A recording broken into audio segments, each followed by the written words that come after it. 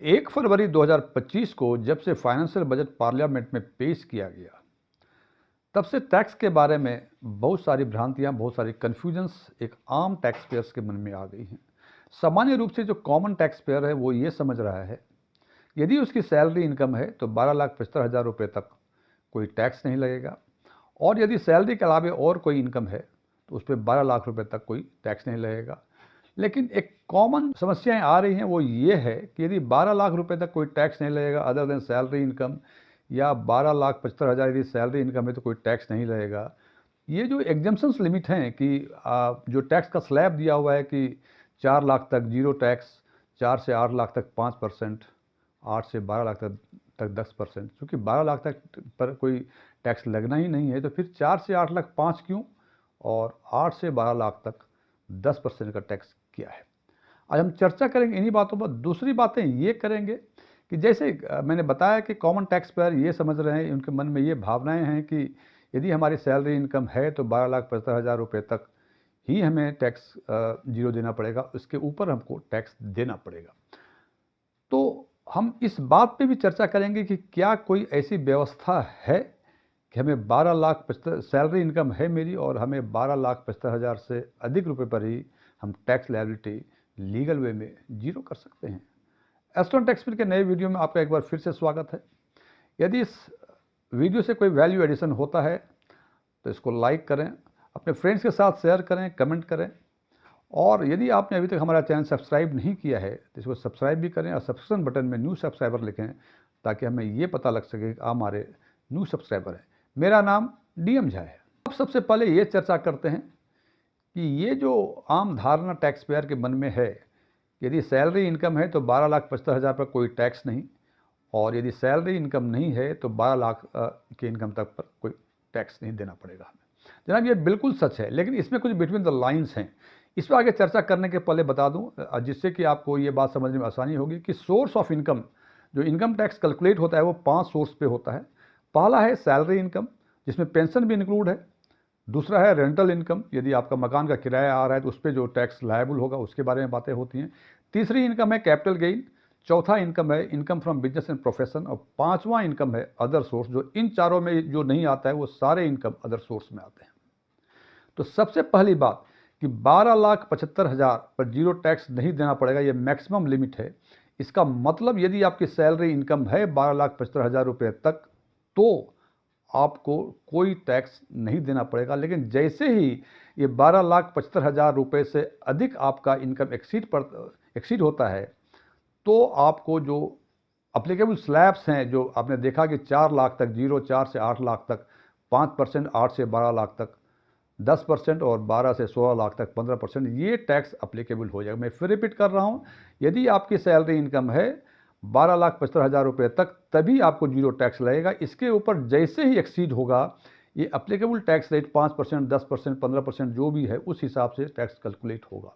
और यदि आपकी सैलरी इनकम नहीं है तो बाकी capital, long term capital gain छोड़ के बाकी जो तीन इनकम बचते हैं, rental income, income from business and profession और अदर सोर्स, इन तीनों में से कोई या तीनों मिला के यदि इनकम आपकी 12 लाख रुपए तक है तो आपको इस केस में जीरो टैक्स देना पड़ेगा। लेकिन यहाँ फिर वही अप्लीकेबल होगा कि यदि इन तीनों में मिला के या कोई एक इन तीनों में से उनका इनकम 12 लाख से एक्सीड होता है तो आपको अप्लीकेबल टैक्स रेट जो 5%, 10%, 15%, 20% दिया हुआ है वो आपको उस हिसाब से टैक्स कैलकुलेट होगा और उस हिसाब से टैक्स देना पड़ेगा।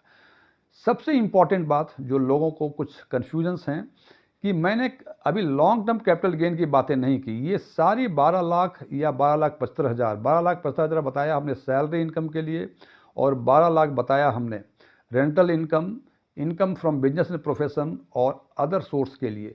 इसका मतलब यदि लॉन्ग टर्म कैपिटल गेन है आपका तो उस पर ये 12 लाख या 12,75,000 का एग्जाम्पन्स जो कहते हैं कि जीरो टैक्स लगेगा वो अप्लीकेबल नहीं होगा। उस केस में यदि आपकी लॉन्ग टर्म कैपिटल गेन और बाकी कोई इनकम नहीं है तो लॉन्ग टर्म कैपिटल गेन पे जो टैक्स कैलकुलेट होगा, सबसे पहले एग्जाम्पशन लिमिट जो 4 लाख रुपए है वहाँ तक जीरो, और उसके बाद 4 लाख से जैसे ही बढ़ेगा तो अप्लीकेबल टैक्स रेट नहीं बल्कि applicable long term capital gain tax का रेट जो होगा वो होगा जो आज के दिन में 1,25,000 रुपये एग्जेम्प्टेड लिमिट है और उसके ऊपर 12.5% का टैक्स लगता है। उदाहरण के तौर पे यदि आपकी long term capital gain 6 lakh रुपए है तो 6 लाख रुपए में से 1.25 जो एग्जेम्प्टेड लिमिट है उसको माइनस कर देंगे तो total long term capital gain 4,75,000 बनेगी। और चूंकि लॉन्ग टर्म कैपिटल गेन पे कोई जो रिबेट है जो 12 लाख या 12,75,000 पर मिला करता था इसमें नहीं मिलता है, इसलिए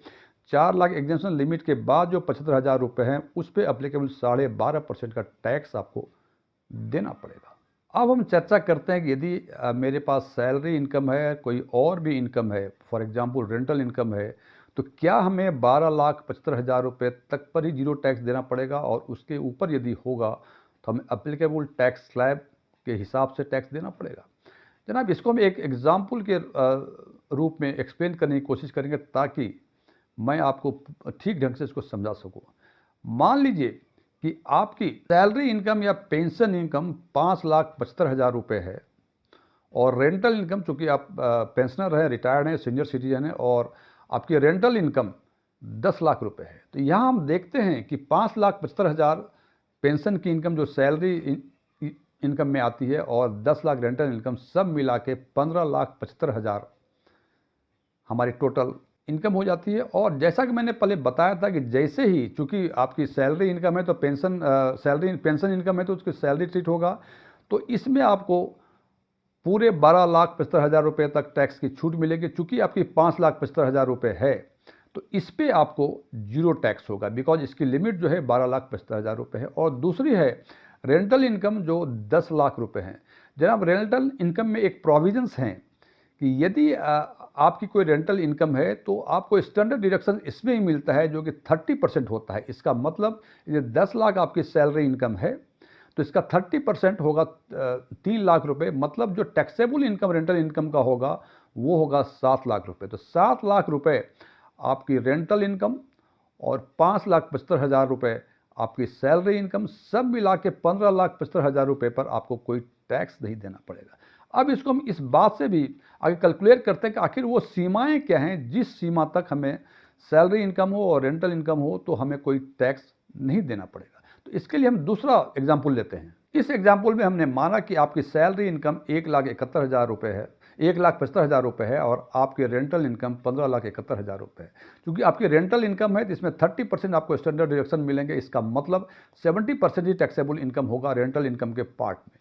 और 15,71,000 का रेंट का 70% ये आता है 10,99,770 रुपये और 10,99,770 रुपये और 1,75,000 ये करीब 12,74,900 के आसपास आती है, जो 12,75,000 से कम है और इस पर टैक्स जीरो लेगा। तो इस प्रकार से हम देखते हैं कि हमारा 1,75,000 सैलरी इनकम और 15,71,000 रेंटल इनकम सब मिला के 17,46,000 होता है। इसका मतलब 17,46,000 रुपये हमें कोई टैक्स नहीं देना पड़ेगा। जबकि आम धारणा ये है यदि आपकी सैलरी इनकम है तो 12,75,000 रुपये मैक्सिमम लिमिट है जहां आपको टैक्स जीरो लगेगा। लेकिन इस एग्जाम्पल से हम देखते हैं कि 17,46,000 तक यदि आपकी इनकम है रेंटल इनकम और सैलरी इनकम मिला के तो आपको कोई टैक्स नहीं देना पड़ेगा। हालांकि ये हमने अपर लिमिट दिखाया हुआ है, आपका इनकम इस बीच में जहां भी फिट हो वहां देखें, वहां फिट करें और देखेंगे कि जो 12,75,000 की धारणा है कि इससे अधिक पर टैक्स देना पड़ेगा, ये धारणा गलत है। और इससे अधिक भी यदि आपकी इनकम होती है तो आपको कोई टैक्स नहीं देना पड़ेगा। Thank you.